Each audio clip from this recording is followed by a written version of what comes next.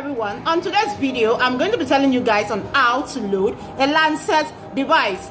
As a nursing student, you will need to know how to load a Lancet device, especially whenever you are going to be teaching your diabetes patients on how to check their blood sugar correctly. Plus, in the hospital setting, you may need to load a Lancet device, although some hospitals do come with their own little pre-filled Lancet device that doesn't require you to put it in place together. But still, it's good you know how to do this anyways. Now, are you a newly diabetes patient? You want to know how to load the Lancet device, or you are not diabetic, you just want to know how to check your blood sugar correctly? This video would be of great benefit to you, as I'm going to be teaching you how to do that right away. Now, let's get started.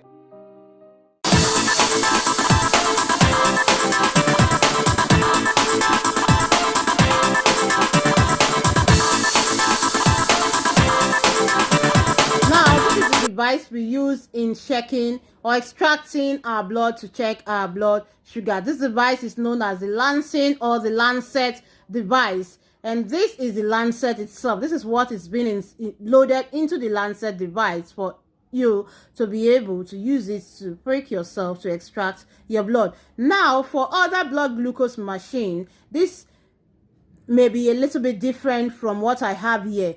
For this machine, I'm using the AccuCheck soft click. I'm using the AccuCheck machine. So for other machines that are not AccuCheck, the Lancet device will be a little bit different. But not to worry, they all function the same. The principle of function is the same, and the principle of use is also the same. So not to worry, you also benefit from this video. Now, before I go over to how you can load the Lancet into the device, let me show you the different parts of this device. This part is known as the Lancet device cap or the tip, and then this other part is known as the body of the device, and this transparent button is known as the trigger button, and then this extreme is known as the barrel of the device. Now let's go over to how you can actually load in your Lancet into the device. Yes, you have to remove the cap of the Lancet device by twisting the cap up like this, and it's immediately exposes you to the Lancet holder. This opening here is actually where you place in your Lancet and put it in place. Now this is the Lancet holder. So this is where you place in your Lancet, and you pick up your Lancet with the cap in place. Of note, the cap has to be in place. If you remove the cap with the needle exposed, you may in error poke yourself and then at the same time infecting the needle. So you don't remove the cap of the Lancet. You must make sure the cap is in place before you fix in to the device. So you fix in like this. Now it's inside, but it doesn't end there. It has to be well engaged. When I mean well engaged, it has to be properly and tightly in place inside the device. How do you do that, or how do you know that? Like as you can see here, about 80% or 70% of the body of the Lancet is out, so you would know that it's not well engaged.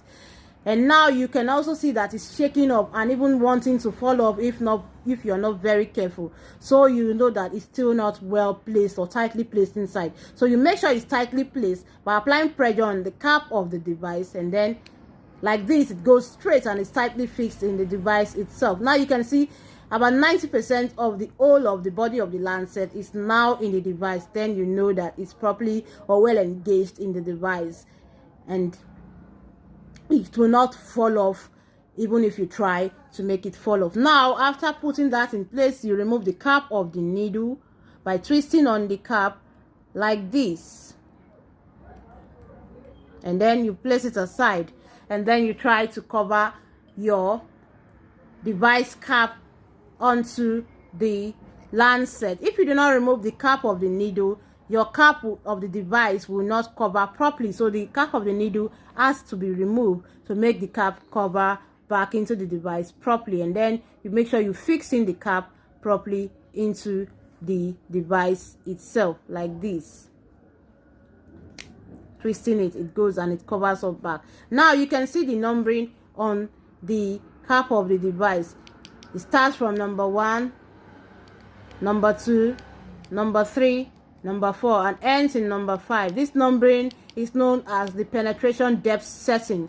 This actually denotes the intensity with which the needle penetrates into our skin. Of course, we have different skin types, so the needle should not prick at the same level with all skin types. For those with very thin and soft skin, like the very young ones, and those on certain drugs like corticosteroids and antiplatelet drugs usually bleed easily or bruise easily. So they have to be very careful with the setting of their needle.